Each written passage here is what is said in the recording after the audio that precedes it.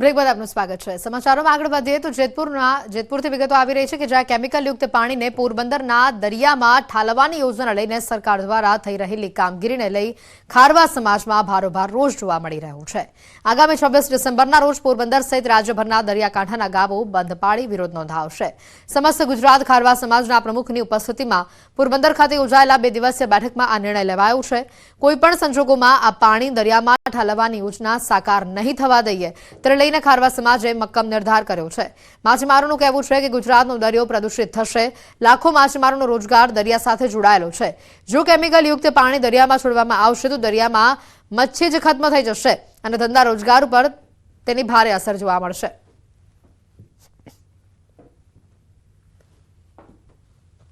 Chemical બંધ થાય ને દરિયામાં સીવાળ બાજે તો એ મચ્છીનું ઉત્પાદન વધે, મચ્છીયા એના ઈંડા મૂકવા આવે, એનો ખોરાક છે બધું આવે। હવે અત્યારે પાછું કોવિડ પછી ચાલુ થયું એટલે પાછો દરિયો તો થઈ ગયો। અત્યારે માત્ર ને માત્ર 7 પ્લાન્ટ છે ગુજરાતના અમારા કાંઠામાં, એને મંજૂરી આપેલી છે 3 કિલોમીટર અંદર દરિયામાં કેમિકલ ડાયરેક્ટ નાખે છે, તો આખો દરિયાનો કાંસો ખલાસ થઈ ગયો। લાખો લોકો દરિયાના મચ્છી પર ધંધો કરે છે, એ મચ્છી એક્સપોર્ટ થાય, ઇમ્પોર્ટ થાય, ગુજરાતમાં જાય, ઇન્ડિયામાં જાય, તો લાખો લોકોની રોજીરોટી ચાલે છે એના।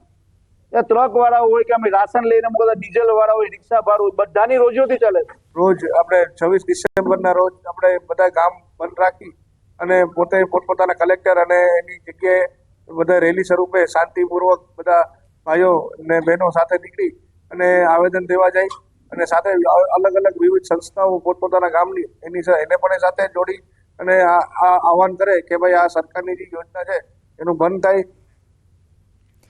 ખાદીકાંડમાં પીએમજેએવાય યોજનાના કૌભાંડ બાદ સરકારે મોટો નિર્ણય લીધો છે। પીએમજેએવાય યોજનાને લઈને સરકારે નવી એસઓપી જાહેર કરી છે, જેમાં હવે કાર્ડિયોલોજી સેવાઓ માટે ફૂલ ટાઈમ કામ કરતા સેન્ટરો જ માન્યતા આપવાનો નિર્ણય લેવાયો છે।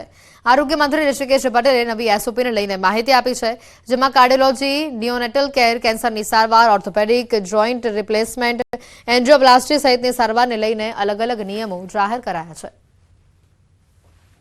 કાર્ડિયોલોજિસ્ટ અને કાર્ડિયોથોરેસિક સર્જન સાથે ફૂલ ટાઈમ કામ કરતા હોય તેવા સેન્ટરોને જ કાર્ડિયોલોજીના કન્સલ્ટન્ટ માટે માન્યતા પ્રાપ્ત ગણવાનો નિર્ણય લીધો છે, જેથી લાભાર્થીના હિતમાં સંયુક્ત રીતે શ્રેષ્ઠ નિર્ણય લઈ શકાય।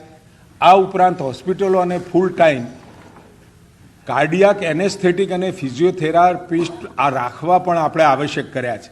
ખાસ કિસ્સામાં ઇમરજન્સી સારવાર જ્યાં અતિશય આવશ્યક હોય એવા સંજોગોમાં કાર્ડિયોલોજી સેવાઓ આપતા સેન્ટર એન્જિયોપ્લાસ્ટી કરી શકશે અને એની સીડી પણ એ પાછળથી અપલોડ કરી શકે। હોસ્પિટલો એન્જિયોગ્રાફી તેમજ એન્જિયોપ્લાસ્ટી સીડી વિડીયોગ્રાફી પ્રી ઓથના સમયે અપલોડ કરવાની એમના માટે ફરજિયાત બનાવવામાં આવી છે। ઇમરજન્સી કેસમાં સદર સીડી વિડીયોગ્રાફી સારવાર બાદ અપલોડ કરવાની રહેશે। આમ કાર્ડિયોલોજીના એનઆઈસીયુ, એસએનસીયુ માં પણ બાળકોને ગુણવત્તાસભર સારવાર સુનિશ્ચિત કરવા માટે હોસ્પિટલે ફરજિયાતપણે માતાઓની પ્રાઇવસી સચવાય તે ધ્યાને લઈ સીસીટીવી ઇન્સ્ટોલેશન કરવાનું રહેશે। ટીએચઓ દ્વારા એનઆઈસીયુની મુલાકાત લઈ રિપોર્ટ એસએચએને સબમિટ કરવાનો રહેશે। ઓનલાઈન વિઝિટ મોડ્યુલ પોર્ટલ ટૂંક સમયમાં કાર્યરત થશે, જેથી દરેક વિઝિટને અસરકારક રીતે મોનિટર કરવામાં આવશે। બાળકોને રાઉન્ડ ધ ક્લોક સારવાર મળી રહે તે માટે નિયોનેટલ સ્પેશિયાલિટીમાં એમ્પેનલ્ડ માટે ફૂલ ટાઈમ પીડિયાટ્રિશિયન આપણે ફરજિયાત કર્યો છે। પીડિયાટ્રિક હોસ્પિટલ માટેની યોજનાની માર્ગદર્શિકાના ધારાધોરણ મુજબ દર્દીના બેડ પ્રમાણે નર્સિંગ સ્ટાફ પણ રાખવાના ફરજિયાત રહેશે। કેન્સરની સારવારમાં ટ્યુમર બોર્ડ તરીકે નિર્ણય લઈ ટીબીસી એટલે કે ટ્યુમર બોર્ડ સર્ટિફિકેટ દર્દીનો ટ્રીટમેન્ટ પ્લાન નક્કી કરશે અને ટીબીસી અપલોડ કરવાનું ફરજિયાત રહેશે। દર્દીને કેન્સરની યોગ્યતમ સારવાર મળી રહે તે માટે આઈજીઆરટી ઇમેજ ગાઇડેડ રેડિયેશન થેરાપીમાં CBCT common beam computed tomography system image કેવી કિલોવોટમાં જ લેવાનું ફરજિયાત કરવામાં આવ્યું છે।